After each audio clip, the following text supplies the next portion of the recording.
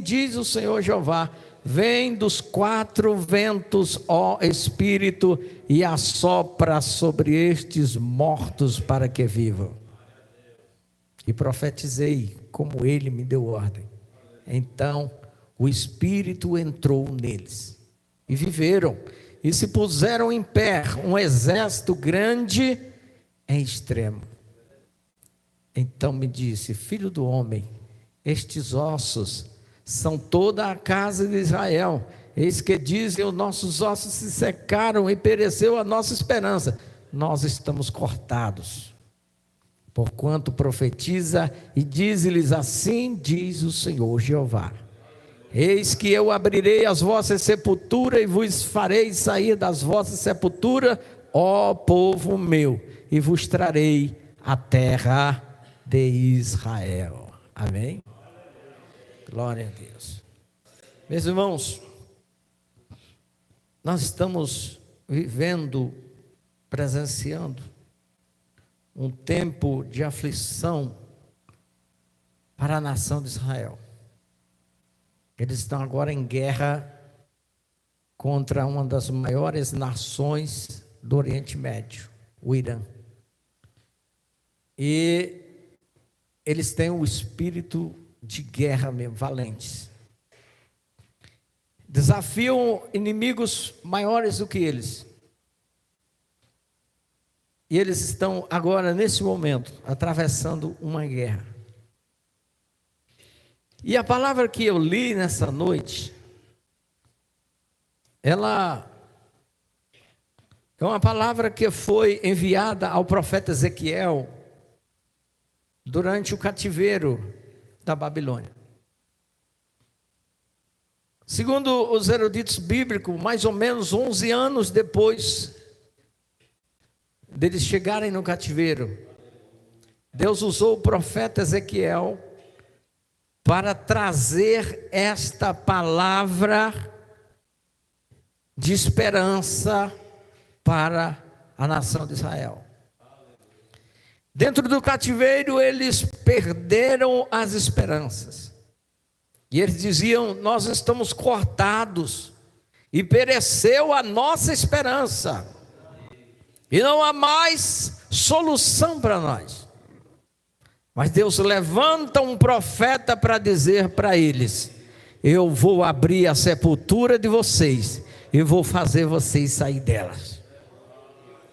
Irmãos, Deus escolheu a Israel, ou elegeu Israel como nação, e Deus escolheu Israel para que trouxesse o Messias ao mundo. Trazendo o Messias ao mundo, Deus usaria a nação de Israel para trazer a salvação ao mundo. Neste quesito, Israel é uma nação eleita. Mas tem uma profecia bíblica chamada as 70 semanas de Daniel. E essas 70 semanas ainda não se cumpriram. Existe ainda uma parte desta profecia para se cumprir sobre a nação de Israel. O Irã não pode exterminar a nação de Israel, porque Deus ainda tem promessa com a semente de Abraão. Então, nós olhando essa palavra, nós sabemos que Deus escolheu Israel como escolheu a igreja. A eleição de Israel, ela foi feita por Deus. E Deus cumpriu em parte as promessas que tinha sobre a nação de Israel. E outras cumprir-se-ão durante a grande tribulação, o milênio e os tempos futuros. Deus não vai deixar que nenhuma das suas palavras caiam por terra. Porque quando Deus fala alguma coisa, eu sempre digo isso, irmão, tem gente que recebe uma promessa de Deus e fica preocupado. Será que Deus vai cumprir? Eu sempre lhe digo, se tu ficar crente, se tu não desviar, se tu não se rebelar contra Deus, se tu ficar na presença de Deus, a palavra que Deus lançou sobre a tua vida não voltará para Deus sem antes cumprir tudo o que Deus falou. Eu sou prova disso. Eu sou prova disso. Já era para mim ter morrido. Está debaixo do chão. Mas Deus tem uma promessa na minha vida. Já era para você ter morrido e ter ido. Mas enquanto não cumprir a promessa, você não pode ir. Você tem que cumprir a promessa. Então, Deus escolheu Israel. E o povo de Israel pecou contra Deus.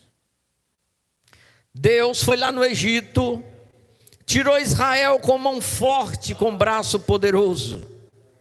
Deus subjugou as divindades egípcias, mandando 10 pragas no Egito para subjugar aquelas divindades, aquela mitologia egípcia. Aqueles deuses do Egito, o politeísmo divino ou a religião do Egito.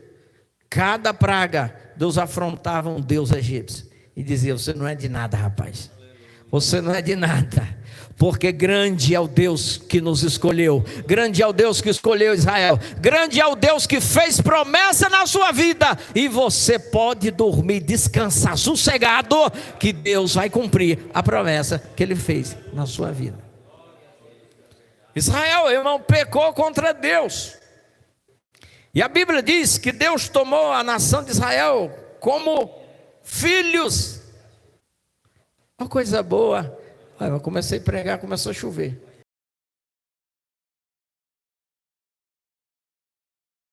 Não, a Israel, como nos deu também.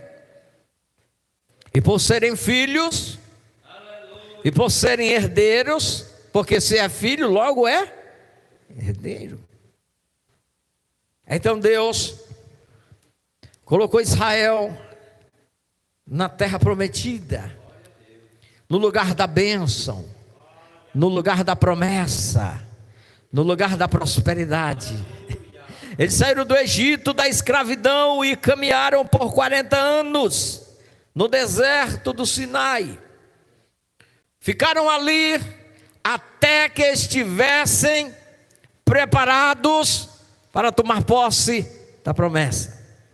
Irmãos, quando Deus faz uma promessa para a gente precisa atentar, precisa ler a Bíblia, precisa orar, precisa pedir para Deus encher a gente do Espírito Santo, para que não retardemos a promessa de Deus na nossa vida. 40 dias era a distância até a terra prometida. Eles ficaram 40 anos peregrinando no deserto, porque não estavam preparados ainda para assumir a promessa. Mas Deus se encarrega de preparar. Não fique despreocupado não, porque Deus começou em nós uma boa obra. Deus começou na igreja uma boa obra. E Deus é poderoso para aperfeiçoar até o fim. Aquele que começou em vós a boa obra é poderoso para aperfeiçoar até o fim. Ele vai aperfeiçoar você, a obra que Ele está operando em você.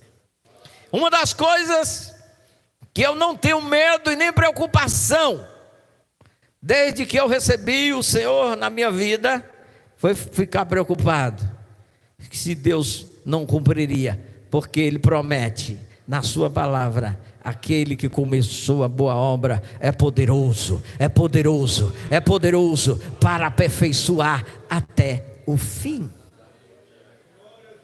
Como o bom pai que Deus é, Israel saiu do propósito de Deus. A nação se tornou idólatra. Eles adoraram outros deuses.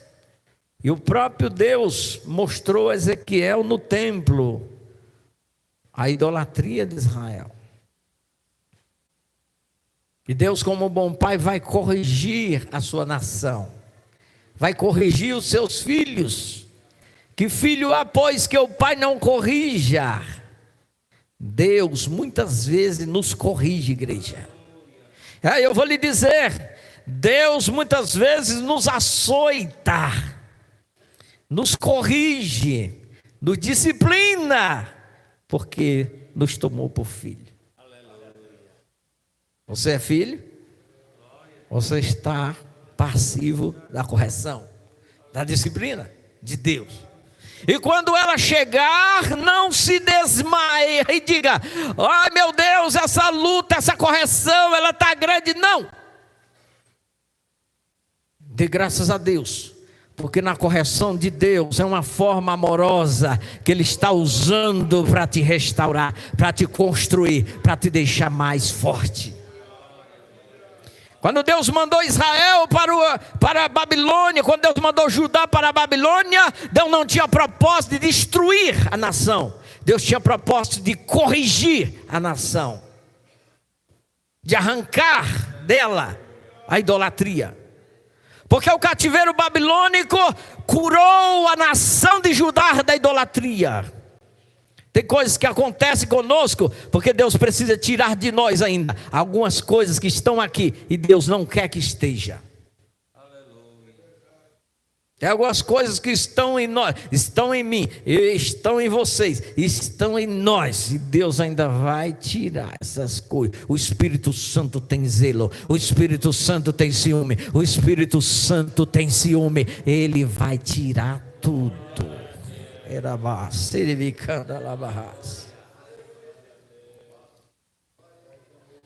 vai tirar tudo, irmãos. Quando eu vejo alguém fazendo alguma coisinha, fazendo alguma coisinha, querendo irritar Deus, eu fico de olho nele e digo: estou com pena de você, rapaz. Você não sabe quem é Deus. Não, Deus não vai matar ninguém. Deus não vai, não. Deus vai corrigir amorosamente, a ensinar. Vai por aqui: Israel, você se tornou idólatra, não é, Judá? Foi, Senhor. Eu disse para vocês não se curvar aos deuses da terra de Canaã, não falei? Falou, Senhor. Então por que vocês se curvaram? Por que desobedeceram a minha voz? Pois agora eu vou levar vocês à Babilônia, e vou levar a nação de Israel para a Síria, e eu vou tratar com vocês, e eu vou arrancar de vocês, porque só tem uma coisa que eu quero em vocês: é a minha presença, é a presença do Espírito Santo, é as promessas que eu fiz para a tua vida, é o que eu quero habitando na sua vida.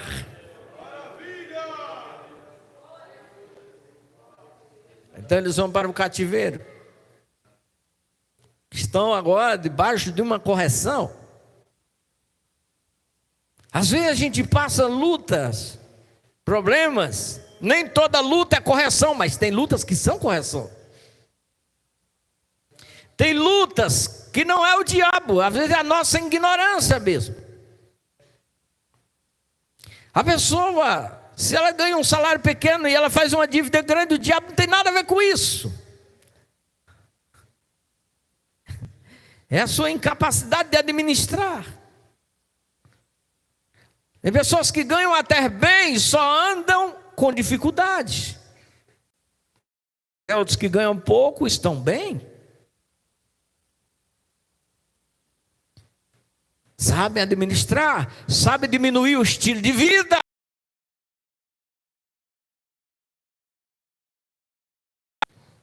E aí, depois está dizendo: o diabo, irmão, o devorador, o cortador, o migrador, passou lá em casa e eu sou dizimista. Não foi devorador, não.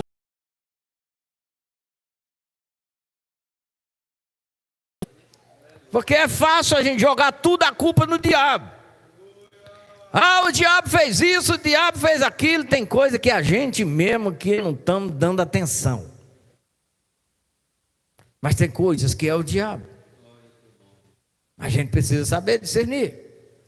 Tem coisas que não é nem o diabo e nem sou eu. Às vezes é a mão de Deus. Tem coisas que é a mão de Deus. Deus corrigindo, Deus disciplinando. Jesus, eu não vou aguentar. Aguenta, você vai aguentar, porque Ele conhece a tua estrutura. E quando tu não aguenta mais, a Bíblia diz que Deus não nos permite tentar além das nossas forças. Quando você chega no limite, Deus chega com a porta de escape e diz: meu filho, passa por aqui, porque se tu ficar aí tu vai morrer. Passa depressa, sai daí.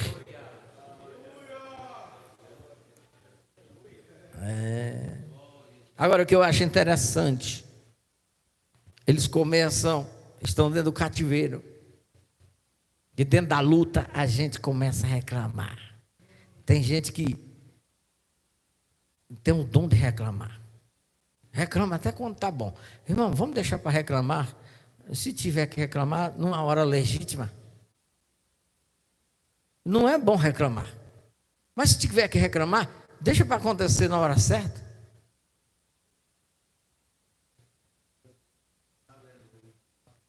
Porque reclama demais. Se chove, ele reclama. Se faz frio, ele reclama. Se a coisa está boa, ele reclama. Se não está, ele reclama também. É difícil agradar o crente dessa forma. Ele reclama da igreja. Ele diz: os irmãos dessa igreja são frios. Mas ele está se esquecendo que ele é da igreja. Está dizendo que ele é frio junto com o povo. Nada está bom para esse tipo de gente, irmão. Se o pastor prega muito, ele reclama. Se o pastor prega demais. Se o pastor não prega, ele diz: esse pastor não prega nada. Essas irmãs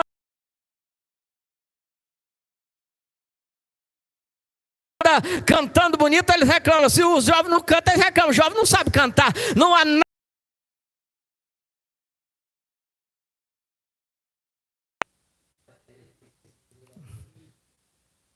Tem que ser curado. Eles estavam lá dentro do cativeiro, eles estavam assim: pereceu a nossa esperança. Olha, nós estamos secos, estamos secos. E para piorar, chegavam os babilônios que diziam: rapaz, canta um cântico de Sião para nós. E eles penduraram as harpas no salgueiro. Eu disse: rapaz, tu está mandando a gente cantar? A nossa cidade está assolada, nós estamos presos aqui. Como que a gente vai cantar? Só não canta porque não ouviram a voz de Deus. Só não canta quem não ouve a voz de Deus. Porque quem ouve a voz de Deus canta até no meio da prova. Deus mandou Jeremias escrever uma carta para os cativos. E diga a eles: eu estou vos enviando para uma terra. E eu quero que quando vocês chegarem lá, construam casas, plantem vinhas, cresçam na terra, prospere, porque esse cativeiro é uma escola de Deus. Mas a escola não é para te matar, a escola é para te estruturar. Eu quero que você prospere aí dentro do cativeiro. Eu quero que vocês tenham casa no cativeiro. Eu quero que vocês cresçam a família no cativeiro. Mas Senhor, dentro do cativeiro, no cativeiro, porque dentro do cativeiro Deus nos ensina também a frutificar. É fácil frutificar quando tudo está bem. E por que não frutificar quando tudo está aparentemente difícil? Então, o homem de Deus vem e diz assim: não vos desmaieis quando pelo Senhor fores repreendidos. O Senhor repreende, o Senhor açoita a quem ama. Quantos são amados de Deus aqui? Irmãos, a correção vem, a palavra vem, e não pense que será um mar de rosas, não. Eles ficaram lá, a profecia era para 70 anos, ficaram mais um pouquinho, atravessaram o Império Babilônico e ainda entraram no Império Persa. Daniel foi jovem, com a idade de mais ou menos 16 anos para a Babilônia. Mas ele já estava com 80 e tantos anos e ainda estava lá. Agora, esperem. Eles estão reclamando, estão se queixando, porque eles queriam voltar para a terra deles. Porque a gente só lembra de uma terra boa quando entramos numa terra ruim.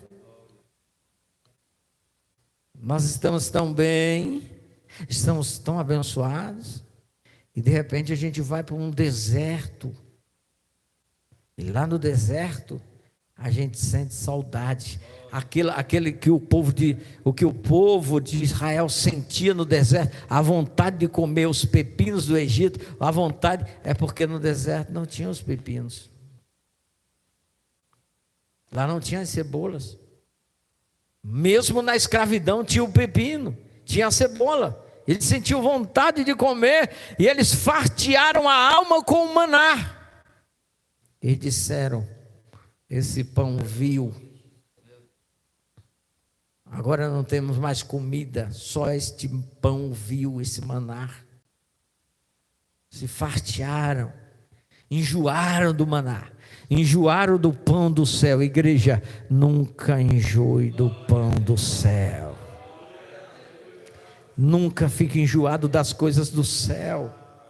Porque esse pão do céu é o pão que te mantém de pé na presença de Deus. É o pão que traz a bênção para a tua família. É o pão que traz riquezas de Deus para a tua vida.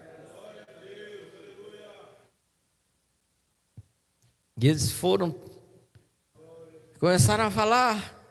E o Senhor deu uma visão para Ezequiel. Ezequiel, vem cá.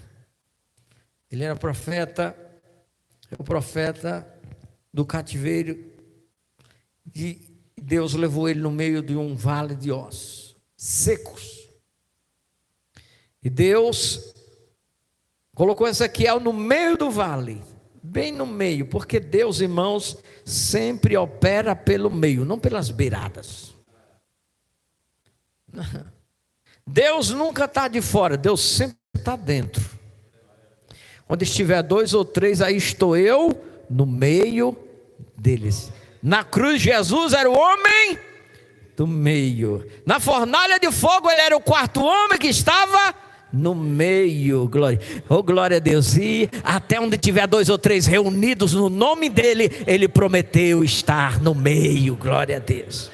Então Deus está no meio da sua prova, Deus está no meio da sua luta, Deus está no meio da sua batalha, Deus está no meio e você não vai perecer. Você não vai perecer. Parece que vai, né? Parece, mas não vai. Ô, glória, dá um glória aí. Diga, parece, mas não vai. Não vai, não vai, não vai. Oh, eu peguei o Covid e eu deitei no sofá da casa e estou lá sem força para respirar, pastor, respirando bem devagarinho. Daqui a pouco o telefone toca. Irmã Donília: Pai do Senhor, pastor. Pai do Senhor, irmã Donília, eu tive um sonho. Falei: conte.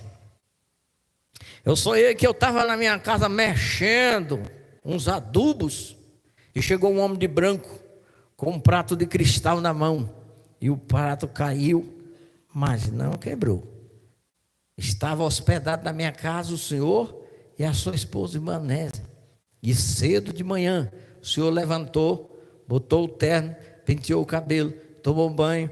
E eu fiquei assustado, dizendo: pastor, o senhor já vai sair e nem deu tempo de eu fazer o café. Eu não sei o que é que significa. Eu falei: pois eu já sei, irmã. Glória a Deus. Você não morre no meio da prova.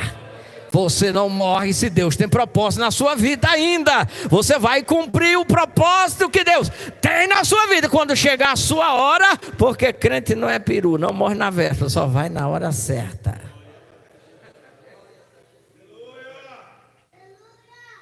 Oh, glória. Que é o cinto pentecostal. Então eles reclamaram, Deus mandou o profeta e diga: fique no meio, observe Ele olhou, o profeta Ezequiel olhou, observou. Irmão, o crente tem que ser observador. Ele não pode andar sem ser um observador. Deus quer que você observe. O que está acontecendo na sua vida? Observe bem. Deus quer que você olhe bem, registre bem, porque quando a vitória chegar, você vai ter motivo para dar glória a Deus. Ele disse: olhou os ossos, Ezequiel. Olhei, Senhor. E aí, como que estão os ossos? Em primeiro lugar, Senhor, os ossos estão sequíssimos. Estão tudo seco. E o que tu viu mais, Ezequiel? Eu vi que eles estão tudo bagunçados.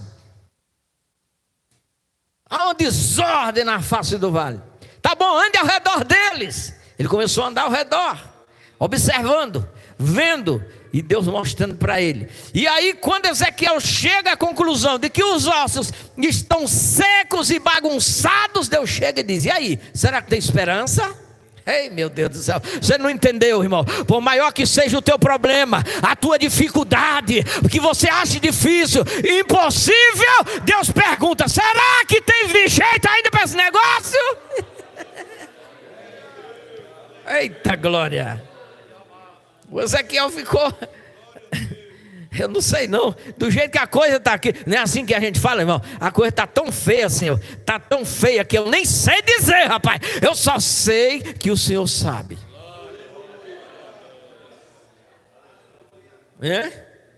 Você não olha para um lado e diz assim: rapaz, a coisa está feia. Não, mas pensa, está feia. Agora multiplica por 10. A coisa está terrível. Pois é, terrível para nós, para Deus não. Deus não vê como a gente vê. Para nós é impossível, para Deus não. Porque quanto mais difícil é o problema, melhor é para Deus operar. Melhor é para Deus operar. Por quê? Sabe por quê? Porque aí não tem como o homem se vangloriar e dizer: eu coloquei minha mão lá e fui eu e deu certo. Não! Quando sai a esperança humana, a divina começa a entrar e operar e realizar. É um ponto. Está tudo seco aí, Ezequiel? Está seco. Está feio, osso seco, velho mesmo. Está quase virando terra, pó. Você já viu um osso seco, irmão? Não é esse ossinho que você tira do mocotó, não. É o osso que você encontra no pasto, seco, branco, todo furadinho. Já tem uma osteoporose ali. Meus irmãos, ele diz assim: Senhor, Deus pergunta para ele: será que pode viver? Será que pode viver? Ele diz: Senhor, tu sabe. Então tá bom. Então vamos entrar num propósito aqui nós dois. Irmão, Deus sempre trabalha em sociedade com o homem. Deus sempre vai contar com alguém. Ô glória. Ezequiel, tu está comigo? Eu estou, Senhor. E aí, será que os ossos podem reviver? Eu falei: não sei, Senhor, tu sabe. Mas se eu mandar tu profetizar, tu profetiza? Ele diz: eu profetizo. Eu profetizo. Se o Senhor mandar profetizar, eu profetizo. Então vai lá, Ezequiel, profetiza a esses ossos secos e diga a ele: ossos secos, escutem a palavra de Deus para vocês. Porque é a palavra de Deus que vai trazer a resposta. É a palavra que vai trazer a solução. É a palavra direcionada pelo Espírito Santo que vai te levar à vitória. Ele disse: você está vendo? Estou vendo. Certo. Profetiza. Ele diz: ossos secos, ouvi a palavra do Senhor. E Deus sabe qual era a palavra do Senhor? Sabe qual é? A palavra do Senhor é que está no versículo 12. Essa era a palavra. Coloca aí, irmão, versículo 12. Ezequiel 37, versículo 12. Vocês estão dizendo que secaram, né? Vocês estão dizendo que morreram, né? Vocês estão dizendo que perdeu esperança, né? Mas eu tenho uma promessa com vocês. Eu tenho uma promessa. Eu tenho cuidado de vocês. Vocês são o meu povo. Eu não vou deixar meu povo entregue ao esquecimento. Deus não vai deixar a sua vida entregue ao esquecimento. Deus não vai deixar a sua vida entregue ao acaso. Deus não vai.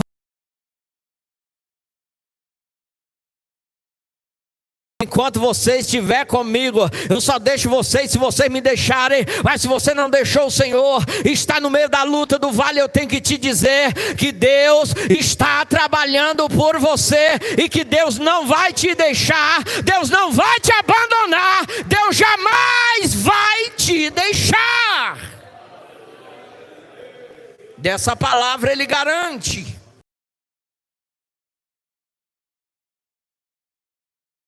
Deixa, enquanto a iniciativa parta de você primeiro, de deixar Ele. Porque Deus não quebra a aliança, quem quebra é o homem. E Ele disse agora, Ele diz assim, o versículo 2, portanto profetiza e diz assim, diz o Senhor, eis que abrirei os vossos sepulcros, vos farei subir das vossas sepulturas, povo meu. Escute a palavra do Senhor, eu vos trarei de volta para a terra de Israel. Eu vou levar vocês de volta para a terra de vocês. Eu vou levar vocês de volta para a terra de vocês. Eu vou dar aquela bênção que você está orando e pedindo. Eu vou abrir aquela porta que você está pedindo. Eu vou salvar aquele filho que você está orando. Eu vou cumprir aquela promessa que eu te falei. Eu vou fazer tudo quanto eu falei. Recebe a palavra do Senhor para a tua vida. Essa é a palavra do Senhor para a tua vida. Recebe, porque a palavra do Senhor tem endereço. Você ouviu a promessa. E Deus está dizendo, eu vou cumprir. Eu vou cumprir a promessa. Então ele chega e diz, olha, esses ossos estão secos, os ossos terríveis, seco, coisa feia, osso seco. E quando ele profetiza, e aqui eu quero encerrar essa palavra dizendo para você,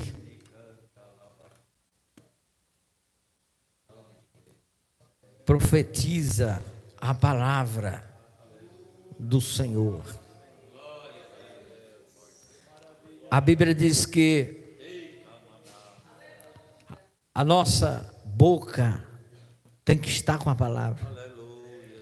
Josué capítulo 1 versículo 8, o Senhor apareceu a Josué e disse, Josué, não se aparte da tua boca o livro da lei. Não estava mandando Josué colocar a lei na boca, não era isso. Ele estava dizendo, o que a lei fala, fale também. O que a lei fala, fale também. O que a palavra de Deus fala, igreja, fale também. A Bíblia diz que você é mais que vencedor. Diga isso, eu sou mais que vencedor. Eu sou propriedade peculiar. Eu sou menina dos olhos de Deus. Eu tenho promessa de Deus para chegar no céu. Fale a palavra que Deus falou a teu respeito. Se coloque de pé em nome do Senhor Jesus. Você recebeu uma promessa de Deus sobre algo e não está acontecendo, diga o que Deus disse. Não diga o que a incredulidade está falando. Deus não tem compromisso com incredulidade.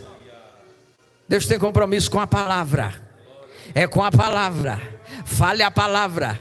Não se aparte da tua boca o livro desta lei. Medita nele de dia e de noite. O meditar aqui é ler, é recitar, é falar a palavra, é você dizer, o Senhor é meu pastor e nada me faltará. E o mundo está caindo ao teu redor e tu está dizendo, o Senhor é o meu pastor e nada me faltará. O Senhor é o meu pastor e nada me faltará. O Senhor é o meu pastor, o Senhor é o teu pastor, igreja, e Ele não deixará faltar aquilo que você necessita. Fale a palavra. Abra a tua boca e profetiza nesse vale que você está, igreja. Eu não sei qual é o vale que tu está, mas abra a boca e fale a palavra contra esse vale.